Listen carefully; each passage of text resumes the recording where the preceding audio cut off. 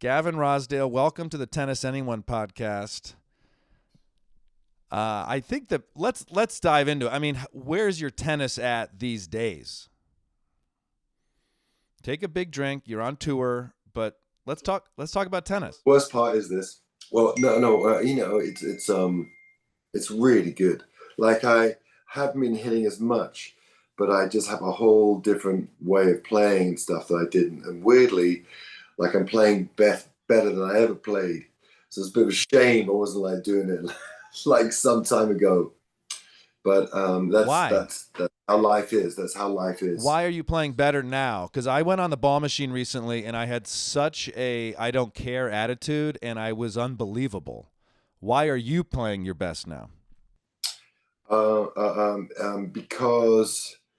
I really worked on some mechanics that Mm. really held me back in one area, and just some really good.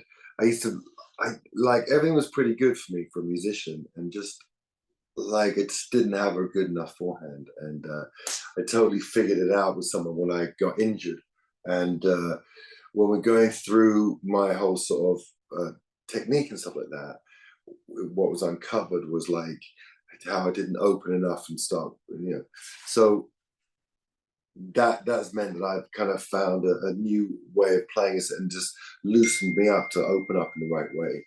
And from that looseness comes like maybe how you were on the ball machine, that looseness is just everything. Yeah, What? but it goes on, doesn't it? Yeah, You I try mean, to, how then you don't. how did you or the person you were working with identify this issue? Was it video? Was it trusting the coach? Was it something internal that you already knew and felt? Oh no, the best part about this was it was the therapist I was working with, and his whole practice is based on reasons why things happen to your body, not the actual bump on your arm or something like that. And Oh. so he looks at it in a really kind of much more interesting way and more in a truthful way, but a way that we don't often think about. We'll just treat the injury, not the cause. Right. So we go down to the cause. And when I started he looks after a lot of sports players here in Los Angeles. And when he just asked me to, show him how I would hit, and he'd designate that, and and so from there, that's how I, that's how I found loose. And so now it's really fun. And when you watch all these unbelievable players that are coming up now, obviously, and the speed they hit the ball at, I mean, loose has always been the thing, but like it's so loose now. Yeah, you watch Novak, you watch Carlos Alcaraz this weekend at Wimbledon, and you can't believe how flexible they are. And I wanted to ask you that. Were you watching Wimbledon? Is that something that's a part of your routine to watch those? Yeah, all the slams are the biggest treat, wherever any tennis fan will agree. Like they're the biggest treat because you're always busy. Because Right. I can get up in the morning and I'm watching Wimbledon from the get go, and then if I've missed time or if I'm busy, it works beautifully. They figured out our lives like kind of AI solutions whereby if you miss, sorry about that, if That's you okay. miss you may not see someone's match that is Yeah. live, it's a bit early, you're busy, whatever, you've got stuff to do, weirdly. Then you come back and watch Tennis Channel, and the same match is like it's like the Matrix, the second set. And you know what I mean? You're It like, is weird. so you can drown yourself in tennis and just get a flavor of it. And so I always love the slams. I was doing some work for the Tennis Channel in Miami, and I had this where I was hanging out. My green room had a view of the players before their matches, so I really saw their warm up routines. Oh my God! You talk about flexibility. You talk about looseness. What goes into these players' bodies before the match? I was so impressed with. But I also had a question for you. What am I going to see a musician doing before? Is it similar in the sense that there's such a physical tax, there's an emotional tax? What are you guys doing? Oh, I mean, I can't believe I treat it just the same. I've been privileged to be at a lot of tournaments and seen many, many, many uh, players warming up and the exact process from the drive from the hotel. You know, Mm-hmm. I've lived that whole life, and so um, it's not hugely different because you have to be ready. I mean, I can't not warm my voice up. Yeah. Simple example. I can't not warm my body up because if I was to go out cold and just sort of then be super physical, it's horrible. I'm just like, it's like sort of, do you know what I mean? It's like the way you'd run if you heard like a gunshot, Yeah. and then like, but you don't know, you know. So, so I've actually drawn a lot of inspiration from Yeah. those warm ups. But I'm like an art jock, you know. So I grew up loving all my music and art, but you know, I really loved tennis and football, you know, soccer. So, so this whole physicality, warming up, stretching, flexibility, balance, you know, I was all these things, these attributes that are needed, required, you know, I've had it instilled in my DNA. Like my Right. DNA is really, you know, yeah, that's it. I totally get it. And so, yes, that same preparation. I mean, I find warming up on a trampoline. I take a little mini trampoline with me Oh, wow. places. Very cool. For me to warm up, singing. I do my vocal warm-ups, and I'm like on the trampoline, and it's like I'm a maniac. And I'm always in like bathrooms. The change rooms are like usually the kind of big locker rooms. You know, you get the Right. locker room to yourself. You know, Yeah. and so I'm in a huge shower and always bouncing on a trampoline. It's always good for social media. Right. Are you with the other members of Bush, or are you by yourself? Everyone's doing their own thing in their own room, or? Well, I think I'm probably the most annoying because I've got to do the vocal Right. warm-ups, and even if they so if there's room, they give me a room Right. just to give me a little bit of privacy because you know what I mean. It's not. It's a bit annoying for everyone. Yeah. Well, it's I mean this is Doing one of scales for 20 minutes just to warm up. you've been you've been I don't know if grinding is the right word, but you've been performing at the highest level for I mean, what are we at? Is it 30 years? Is it 25 years? I think it's 30. 30 years. I mean, I remember when 16 Stone came out in 94, you know? So this is a lot of high level performance by you. Yeah. And I'm a comedian. I'm about to go on the road. It's not what you're doing. It's not night after night after night. But I do actually genuinely am curious how you maintain that level for so long. There's popularity, there's not as popular, there's albums that kick ass, there's albums that don't. Some of that's your control, some of that isn't. But how do you just keep the professionalism high all those years? Or did you take some years off that I don't know about? Thank you. Well, it's really weird. I like working backwards the way that I see it. It's that you know, if you apply yourself to something that interests you a lot, there's really like your vocation, like your sort of chosen artisan approach to life. It gives you meaning to your life. So that's like we like to make music. I'm so lucky to have a band where they're so consistent. It's like I'm obsessed with food and cooking and kitchens and chefs, and there's a great parallel because the parallel is that musicians, like restaurants, you know, you have to you play your songs, your dishes, every night. The consistency is where it's at. And if it's all over the shop, people ain't coming. Your restaurant's closing down. If you deliver all the time, and so that makes it really exciting to be doing something and getting this kind of like a seal of approval enough that you should keep going Right. and keep finessing it. And you can exist outside of everything and just like focus on your um, the job at hand. You know, we take it so seriously. I mean, I'll put it like this: I find the days and the travel can be hard and Right. hard. I always like for stand up. I'm sure it's exactly the same. The moment you're on stage, it's like fucking great. Like every night, line them up. Let's do this. It's just the kind of okay, that's great. Now, what are we on in 5 hours? Okay, where are we Right. going now? Do we play? All these things are good fun. Just all these like crazy places, connections. Those are the times where that's where I think it tests your metal. And then the actual given the opportunity to do it, for some reason I'm like such a salesman that it's like match time. When it comes, it's not like you can always produce it, but it's like something clicks in. And no matter how exhausted you are, no matter how messed up you're right, that moment to be on stage is where it makes sense of everything. So we have, I think, I hope we've, weirdly improved, I Yeah. mean, it sounds a bit ridiculous, and we're not remotely as, there was a time when we really had our time, but we have a really great audience, a really consistent audience, and they seem to love it when we do new stuff, which is always that thing. Like, some people don't want to fuck it up, and like, for Right. God's sake, don't make a new record. You know what I mean? Some bands who play stadiums, and they, as a point, they don't make new records.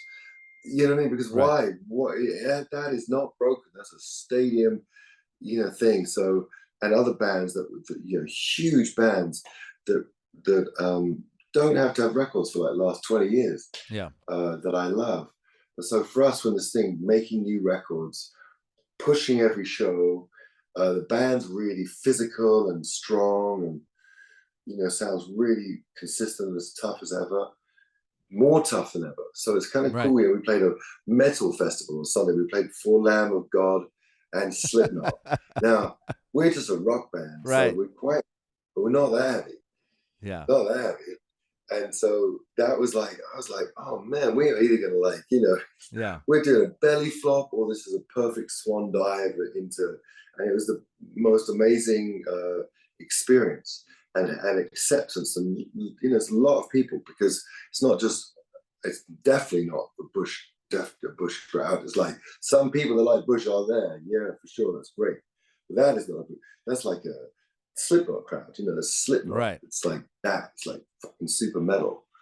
I mean, But we have that's part amazing of time. being a pro, I find, is take me anywhere.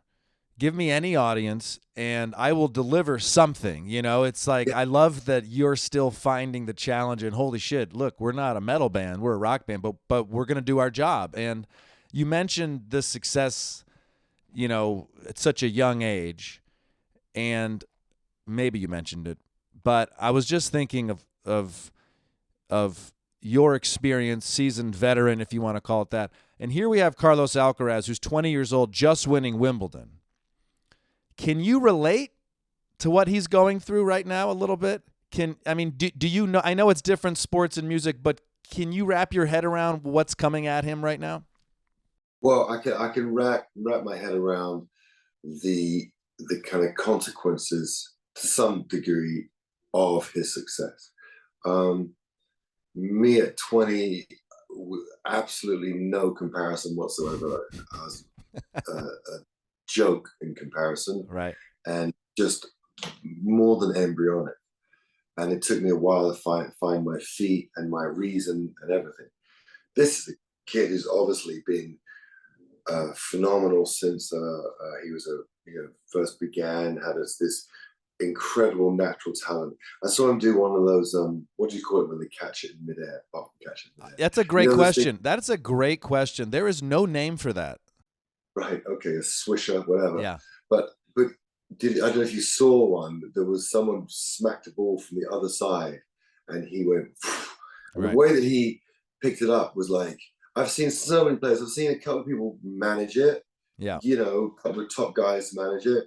I've seen every talented, um, amazing pro outside the 100 attempt it, never make it, Right. just smack it off somewhere. Yet they're insanely talented, insane hand-eye.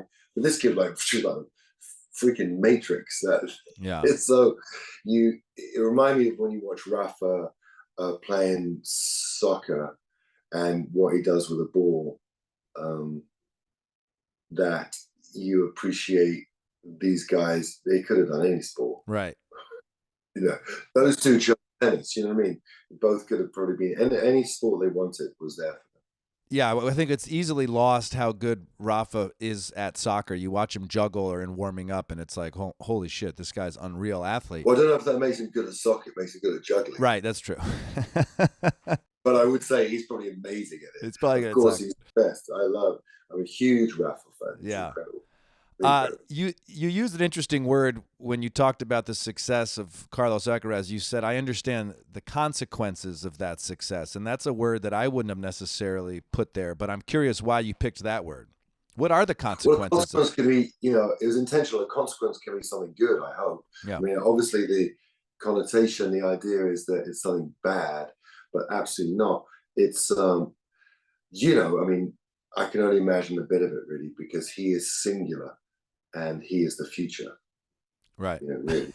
So he has a whole sport that's ready to, and a whole world who loves that sport ready to go to the dance with him, and he's such a likable Yeah, um, person, comes across so warm, and has that lovely mix of humility and like just killer it's such talent, a fascinating recipe, isn't it? great, such a great thing. It's like the sushi chef is smiling at you, but as soon as if you look, you're a piece of fish, you're in deep trouble, Yeah, and he's just so complete. It was kind of shocking when I first began to see him a couple of years ago, when everyone did, when he started to bubble up outside of the top level of secret worlds of, obviously we don't know the under 16s in Spain, I don't know, but right. he was very well known, obviously, but to the rest of us, it's just staggering. Mainly it was the forehand, just that the speed, the crack of it, the looseness of it. That it's incredible how things move. The future moves, and now he is really a combination of those top three players that dominated the game. Here comes a kid who's the mixture of all three of them. It is really cool to see. I spoke about it recently. You try so hard to dominate, you try so hard to be number one, and your only reward, besides the riches and the trophies, is that younger people copy you and do you better than you. Mhm. And I assume this is the same in music. I hope it's the same in children. I always Right. introduce my kids as new, improved versions of me. That's what I Right. want. Right. I want my kids to be better than me. Right. That way, they'll, whatever I can teach them is the bit where they don't screw up. Yep. Exponentially, I can reduce the suffering. What are you? I have a 3-year-old and I have a 4-month old. I Oh, know good Lord. I know Okay, your you're in kids that. are. I know your. Yeah, yeah. Well, good luck. What's That's your incredible. advice? What? Tell me. You're ahead of me. What's your dad advice? Pretend no one else is Oh, listening. my advice is like that oldest thing that you may have heard. It's first off, obviously, I totally accept how they uh, right now are dominating your life to the point where it's like so every now and again there's a bit of you allowed. But that's I by that's the how way, it goes. by the way, there's a crib right there. There's nursery books over it. I mean, I just framed this thing just so. You're But ready, no problem. Um, um, um, but there is something magical in the knowledge that it's every stage is literally fleeting. You right, know, so you any frustration is this, or it should all be about appreciating that it's just everything is fleeting. So every stage that you think is so cute and love that and love this, that's going to go and become right. something else different. And so it is weird. Like I've got my last one, a young one is 9. Okay. She's going to be 10. So then it's like, shoot, in 8 years, he's going to be gone. And the other two of like 3, 4 years into being gone. And sort of, it's a wild thing. And you're like, no, you can stay here forever. So yeah, it's fleeting. So Okay. you should enjoy Are everything. you are you a tennis dad? Are they playing tennis? I tried with them so hard, and I got them Yeah. out. And each one of them, actually, my youngest one may still like it, but he already wants to be a football player. And he Okay. wants to be a running back. Although we're working on this, he just should be a QB. He's got an incredible arm, really incredible arm. Okay. Like he played flag football. He got, got his thumb broke, so he missed his championship game. I mean, the guy's got game and was winning stuff with like crazy 30-yard passes with his like buddies. He's got quick, it's like Yeah. he's doing it. That's I was amazing. like, oh my God. So, but I did have them all out there, with the coach Patrick that I work with, the guy out here. And they all hit really good, Yeah. just don't have any interest. There's no interest. Yeah. They all hit properly Yeah. and like nice. They keep the ball going, and then just can we go now? And then you're like, go and get them back. And it's just so weird. I'm like, I don't understand you. I don't understand. Why Right. don't you want to do this for 3 hours nonstop Right. Well, and think it's fun? I guess that leads the question of where were you introduced to the sport? I mean, there's always a part of me that finds the English and the Australians, they just know about tennis and they love tennis because it's just so embedded in the culture with the tournaments that are there. But would you have found tennis with or without your nationality, with or without Wimbledon being in your backyard at the time? No, no, no. I had to see Wimbledon. I Yeah. had to be sort of turned on by the whole world. And then I just decided I wanted to go play tennis, and I found a local tennis club, and I did it all of myself. People in my area and everyone I knew, we just played football. No one played Right. tennis. Right. Nobody played tennis. Right. Nobody. But I liked it. It looked really good, and Yeah. so I grew up. And I went to this club called Shandos. I grew up on red clay, Oh, and I interesting. really, really loved it. And I just, I just fell in love with it, and that's where I played. And so clay is everything to me, real clay. Interesting. And then I really wanted to be just played up through school, and then played tournaments, and wanted to be a player, and then didn't, had coaches, and I had a great coach, this Israeli guy called Ronnie Lerner when I was like 12, 13, and he got killed in a car crash. Oh, So shit. it was real sad. So I lost him, and then I worked with this other guy, and that didn't really work out. And then I just, you know, faded away. Just played at school, Yeah. this and that, but always loved it. And then it was only when I came to America making a record that I fell back in love with it, because I wanted something to do. So I got back into it, got to training, and then that's when I met my friend Murphy Jensen, and that's where when I was first getting back into it, and we would train for like 4 hours a day He's an animal. in Griffith Park. Um, I would hit at all these I different would, places in LA, and I would always just see Murphy there. I'd go to Griffith Park. I would go to the one by Fox Studios. I would go to Pacific Palisades. There'd always be Murphy. He's always there. yeah. So we used to. So that's how it began with me. Okay. Um, I think you just released. Is it a re-recording of Thousand Years? Yeah, I did Okay. that with Amy Lee. Yeah, Yes, it's a beautiful song, and it's a duet, which yeah. which surprised me, but I love the song, and we'll probably play it here somehow on the pod at some point. We'll figure that out. But that's doubles, a duet. I mean, it begs the question: if we relate it to tennis, do you play mixed doubles? Have you played mixed doubles? Who would your ideal partner be in the tennis sense? You and Amy Lee do a great doubles. Let's be honest. Um, I mixed doubles is really fun. I've done it with different, when you play different events. Yeah. I played mainly Chrissy Everts events Ah. on a consistent level down in Boca, Yep. and she hasn't had that for a couple of years while she's beaten cancer, which is amazing news.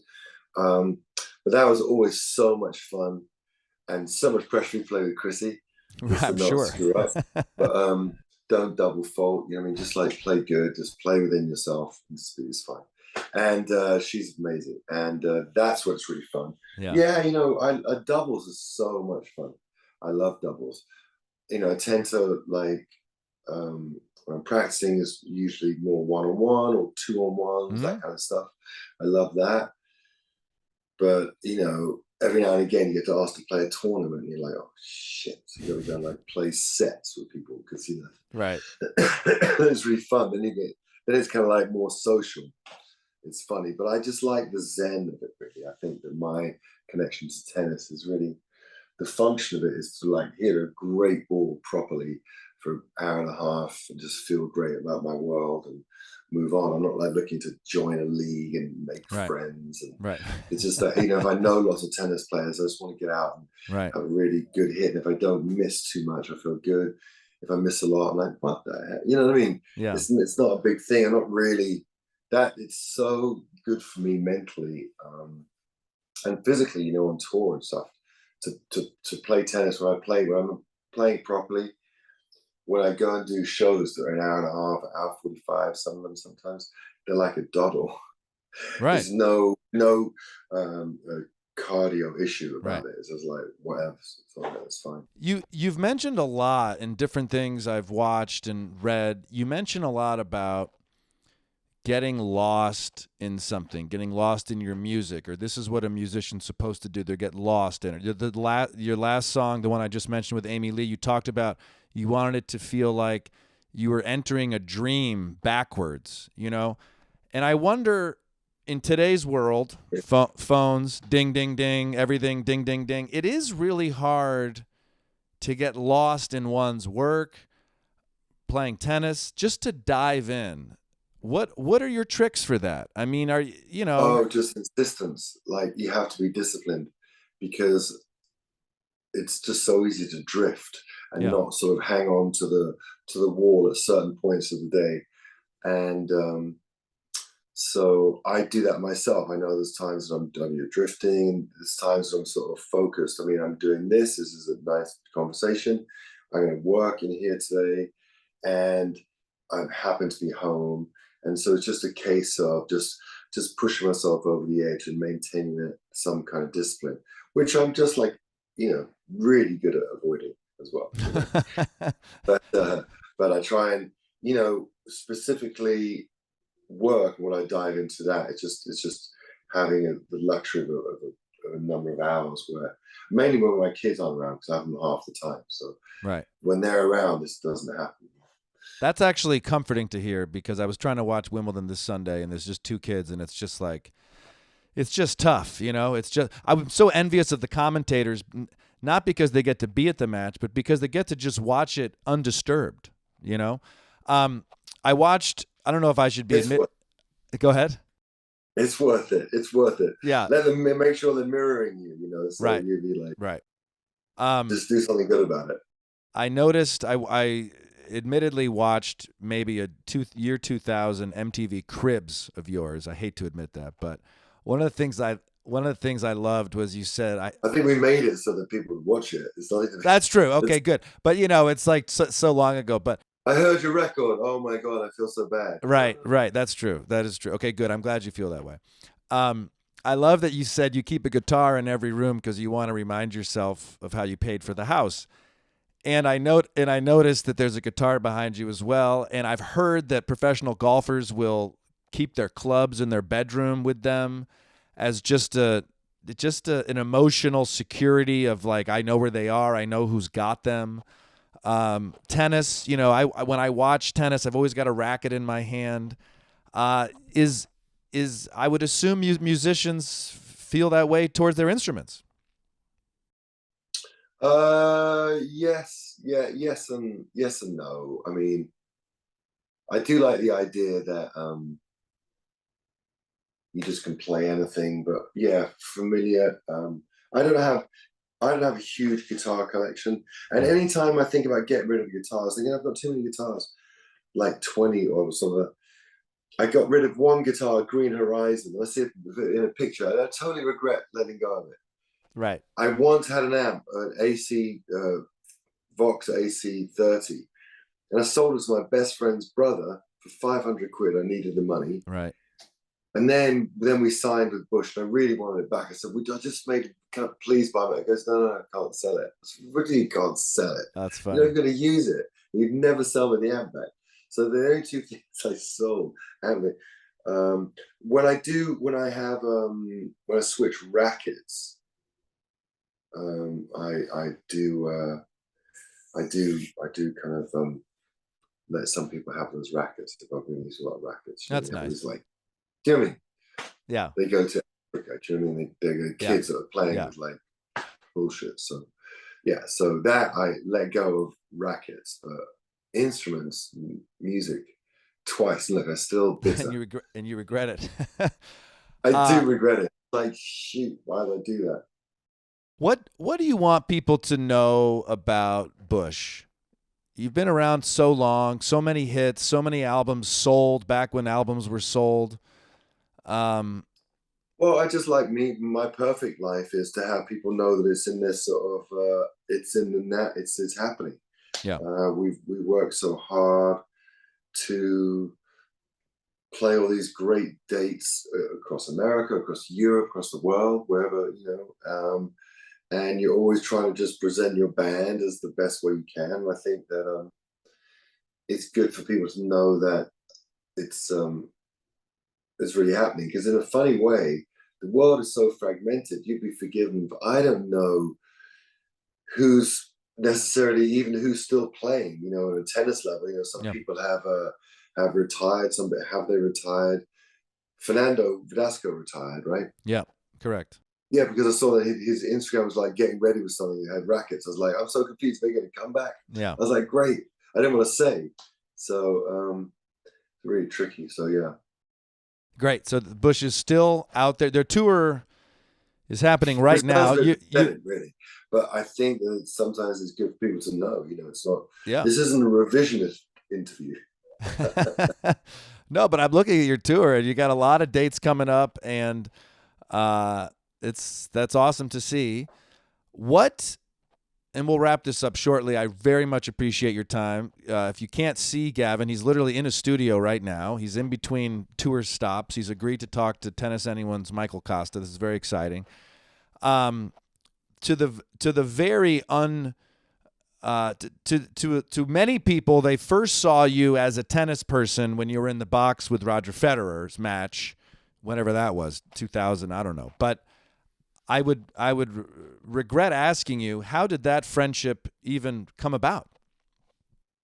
I once was in New York, and Anna Wintour from Vogue threw a dinner for Roger, and I had sat with her at a previous thing, and I'm not from the fashion world, so I just was intrigued to meet her versus not overwhelmed. Right.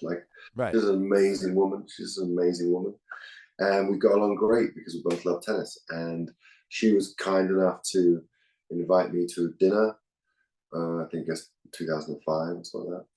And that's where I met them. So that was kind of it, really. That was that. There's still plenty of pictures of you watching matches, and I was interested to hear that you have so much respect and admiration for Rafa, because you sat through some matches where Rafa beat your friend Roger Federer. Yeah. But that's kind of how it works. I have done movies, so therefore I was really good at I've been in loads of movies, which you haven't even mentioned, which is okay, but it allows me to sit in the box and pretend that he's not great. Well, he's great. I do know that the hyphenate next to your name is also actor, and I do I'm joking. It's a joke. I'm also a stand-up comic, as you can tell. Right. So that was just a joke. But no, seriously, how can you not? Yeah, when I was with Roger in the box and he would get beaten, that was just like rough, because you just, what I mean? You just want your friend to win, and you don't want your friend to lose or to lose a point. You know what I mean? Just like, it's black and white. It's just like, if he wins the point, it's fantastic. If he loses the point, it's a drag. You know what I mean? So loads of drags whenever Rafa was around. Yeah. And loads of times Rafa got beaten, so it's okay. Yeah. But you couldn't help but just be in awe I can't help being in awe of Rafa, as who he is, how he conducts himself, how he plays, his talent, his demeanor, his athleticism, his work ethic. He is a complete sportsman. It's a complete sportsman. And such a sportsman too. I mean, that is one of the things I love so much about him. His highest level of, it's like Carlos Alcaraz, the highest level of competitiveness, but then also always quick to overrule if there's a mistake. Always gives opponent the benefit of the doubt. Which is really good guidance, right? Yeah. Really good guidance. It makes me realize, it really does make me reflect that I literally have no guidance. Right. That's why I did music. Right. I mean, that's why I did music. If I had sort of the sort of sheltered, held tight, just like trained hard, like all these players, be different. I'd be a coach now. I have one more question for you, and then I have to ask you the one question my wife has for you. That's the bonus question at the end. Great. But I love talking to successful people. Successful meaning a lot of different things. Parent, performer, even just being older and still alive is a success. Every day. Every day. What should I be watching? What should I be reading? What's on your bookshelf? What's on your DVR? What's something that you really feel someone should be consuming? I've been really enjoying Robert Greene. I find him really, really fascinating. Okay. I'm unfamiliar. Getting into, and there's this guy, Alain de Botton, and he has this amazing thing called School of Life.